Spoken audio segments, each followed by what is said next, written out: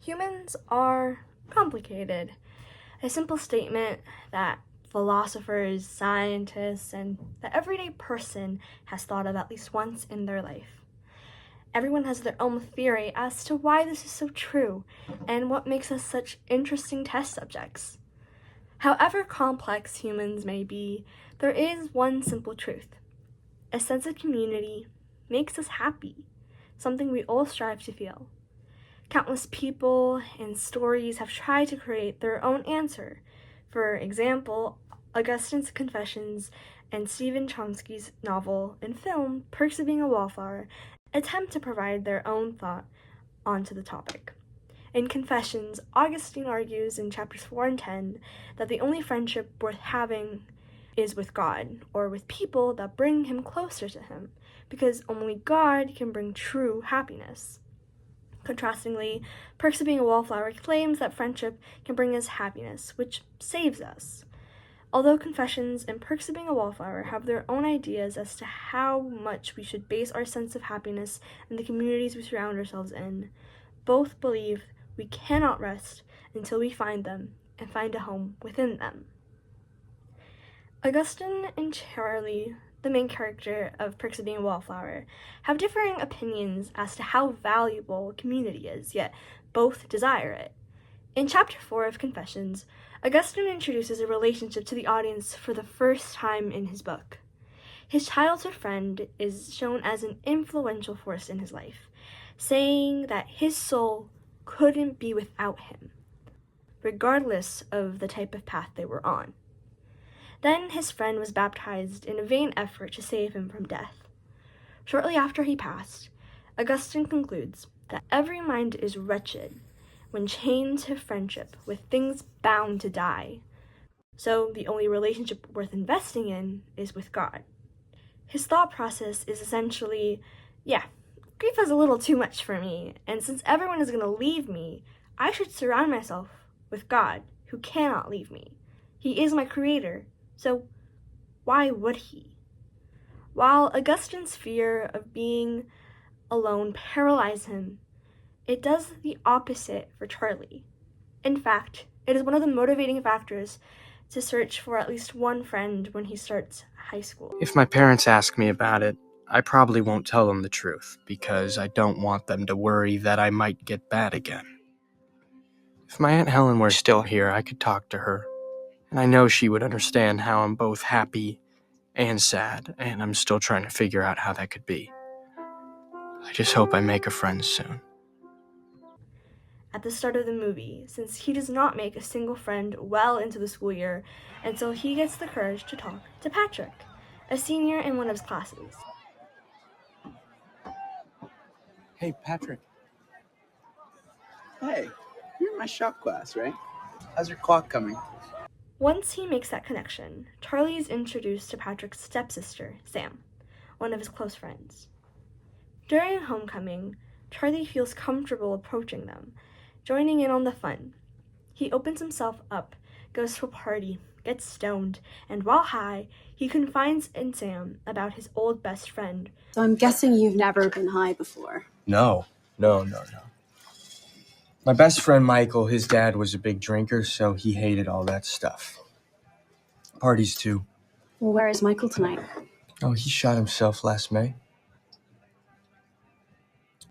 Seeing how alone Charlie has been feeling, Sam and Patrick toast to their new friend. Everyone. Raise your glasses to Charlie. What did I do? You didn't do anything. We just want to toast our new friend. You see things, and you understand. You're a wallflower. What is it? What's wrong? I didn't think anyone noticed me.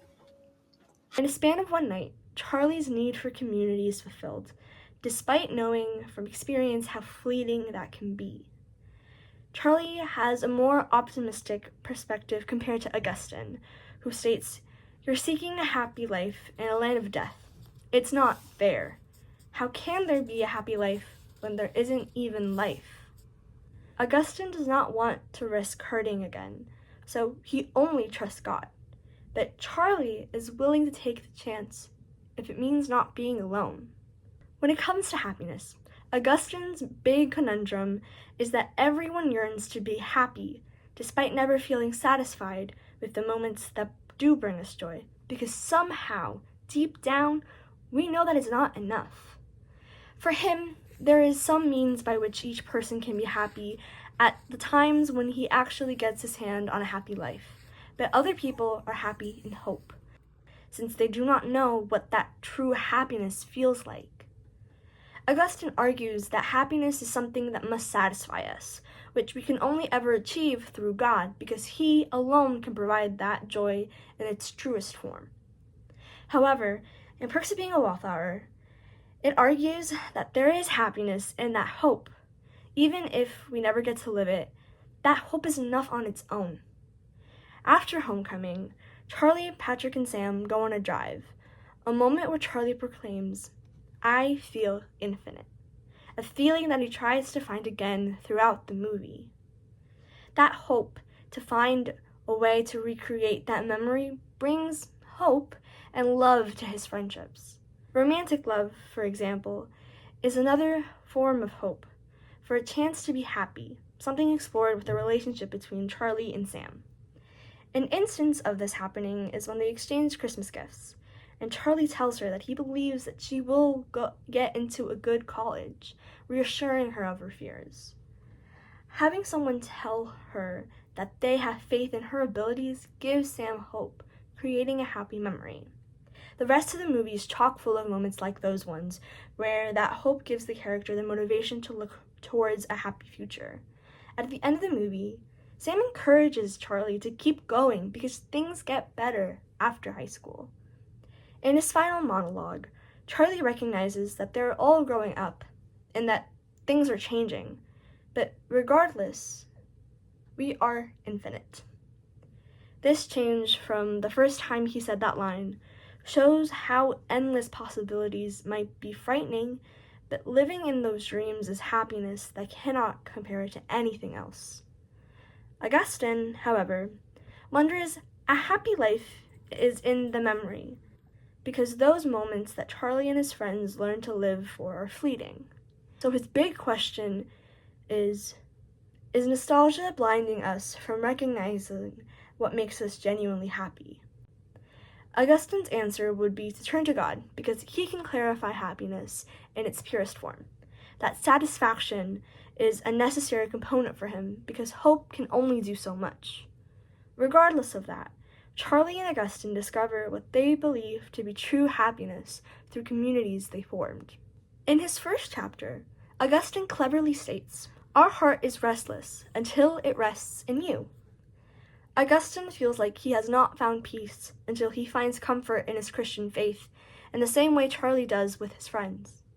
That quote could be interpreted to be religious in the way that Augustine meant it to be when he wrote it, but it can also represent how all humans need something that grounds them. Friendship and happiness are all things necessary to keep going when life starts to feel too heavy. Both Augustine and Charlie understand that community and love fuel us and can help us in challenging times. If Augustine had not gone through his grieving process, he might have never found the comfort and stability his faith gave him. Had Charlie chosen to remain in his solitude that he had at the beginning of the movie, he would have never discovered some of his interests, like being a writer. Augustine mentions that happiness is something we all strive to have. It is something that connects us and shows us that we have so much in common. We want to feel happy and have community. After all, that is what makes us human.